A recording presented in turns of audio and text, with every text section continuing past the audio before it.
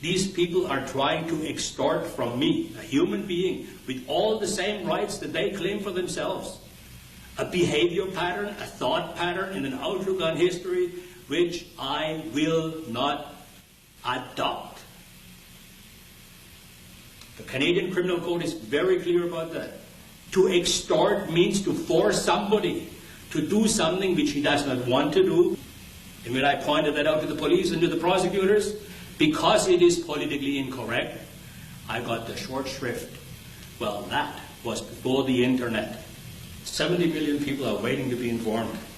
And the electronic media has somewhat leveled the playing field, because now little people have a chance to also challenge the big boys, so far still unfettered on an international medium. And this is no wonder to me that the forces of censorship represented by people like the Simon Wiesenthal Center, both in Toronto and in the United States, are storming the Senate, the Congress, and Parliament Hill, once again, to censor the hate mongers quote. Well, I would hate too if I was somebody that had conned the public for 50 years with nothing but lies posing as history.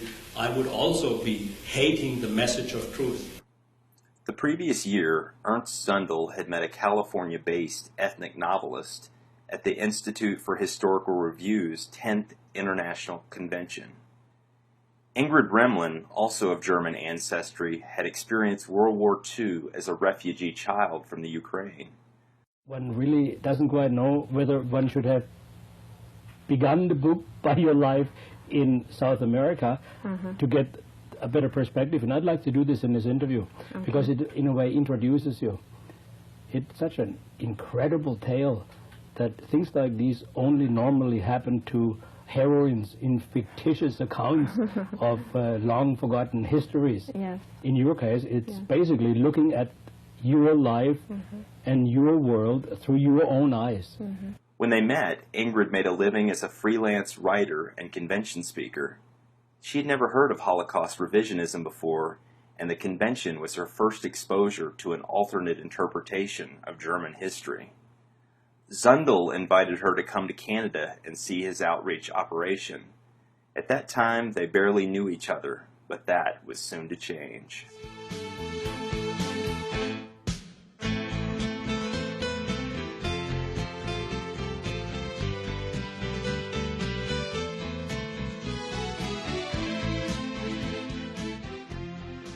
At this point, the struggle between the Holocaust lobby and Ernst Zundel went underground.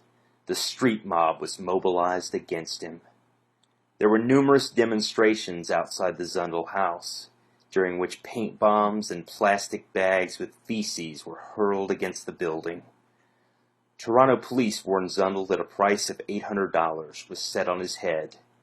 Posters by the thousands calling for Zundel's assassination appeared all over Toronto.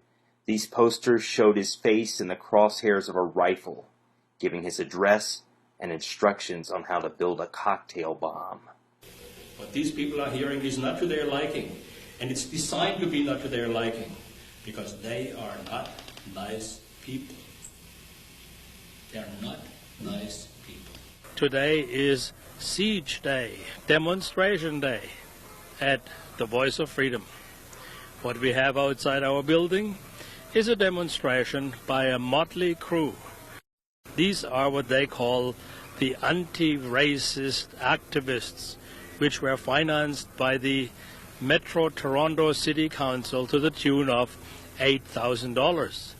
So what you actually see today is what $8,000 will buy.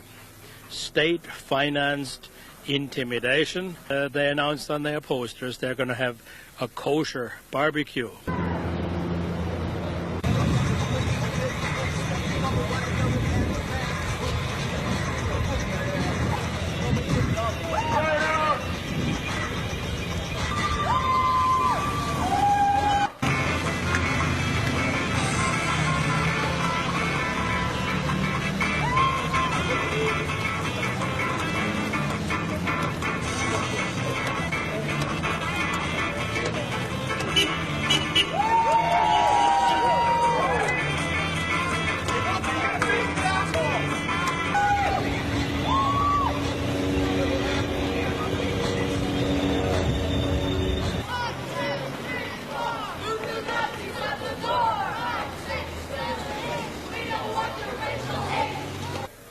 We will continue to inform the world. It is our right. It is in Canada constitutionally guaranteed, and we will not be easily silenced or muzzled. And the only way that I'm going to leave this place where I have lived, worked, toiled, thought, and spoken and broadcast for the last 38 years is in handcuffs or in a coffin.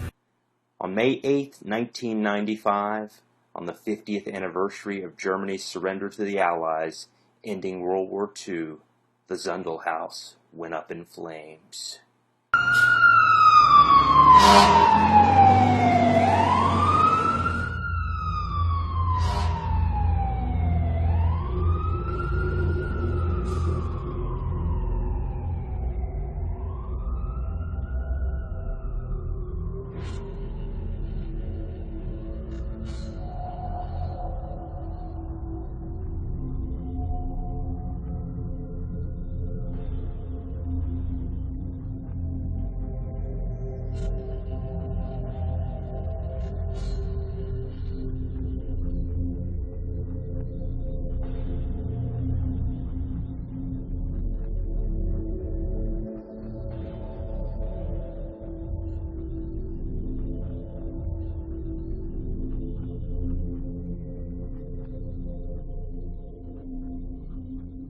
There is a very big war going on. There is violence being done against the rights of people who want to just speak their mind. It doesn't matter what you say, it's who you are. And once you've been vilified, they want to run you out of town, destroy you, take your job, destroy your business, and create absolute hell in your life. Why? Because it'll be a salutary lesson to anyone else who dares to raise their head in disagreement.